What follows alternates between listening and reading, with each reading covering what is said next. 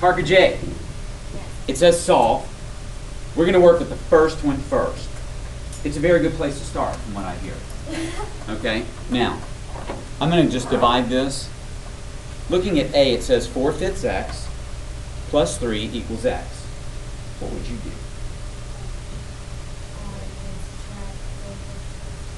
Nice, nice. Don't be afraid to put the x on the right. We like to see it on the left. You know, that's where we normally see it. But don't be afraid to put it on the right. Go away from the numbers. Get the variables together and get the numbers together. Right now, I've got this number over here. Okay, so leave it there and subtract 4/5 x from both sides. Okay, now, Dylan, we know that what's in front of the x here? A 1. A positive 1. But I'm subtracting 4/5 from it. Now, you can do that in your head. You know it's 1/5, right? But you can also think 1 is 5/5. Very simple. Just make it 5/5. This cancels, and it's going to leave me with 3 is equal to 1/5 x. Taylor, I'm leaving myself a little room because I know what's coming next. But what do I need to do now? I do. I need to multiply by the reciprocal. I've got a fraction in the front. Fortunately, this is just 1/5, so I'm multiplying by 5. But if it was 2/5, I'd be multiplying by 5 halves. Right? I multiply by the reciprocal to get rid of a fraction. Okay, Taylor, on the right side?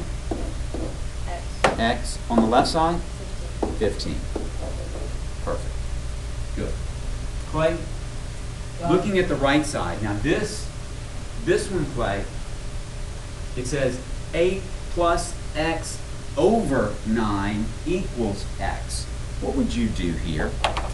What would you do here? There are a lot of ways we could go. There are a lot of paths we could go that would take us to our destination.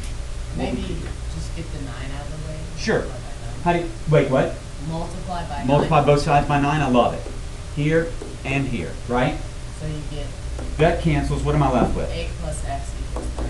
8 plus x equals 9x. Man, I don't even know why you need me here. You don't. Now I've got to get rid of the x Okay. on the left side. So I subtract both sides by 1x. Subtract 1x from both sides, or x. Fine. And 8 equals 8x. Oh, who wrote this problem? Teacher. Thank you. All right. Divide both sides by 8. 8. Good. And x is equal to? 1. Perfect. Could not have done it better. Could not have done it better. Now, I did say there were a lot of streets that we could take, right, Grace?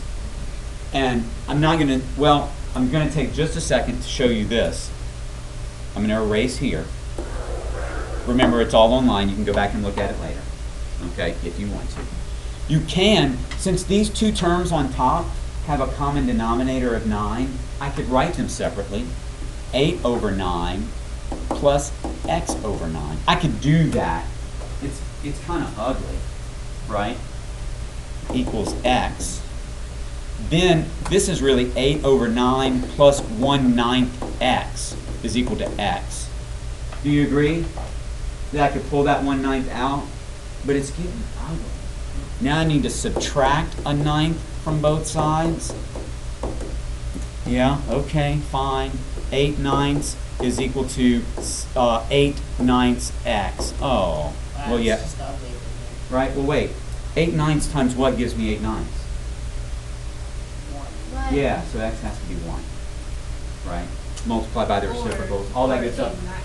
No. 8/9 times 8/9 does not equal 1. 8 9 times 9 Times 9/8. Right, I multiply by the reciprocal, and then that gives me 1. But I don't want to go down that road. 8. Louis, Clay did this so well, he just said, look, multiply both sides by 9 just to get rid of the fraction. I don't like working with fractions. Make it easy. Make it easy. Multiply by the denominators and they go away.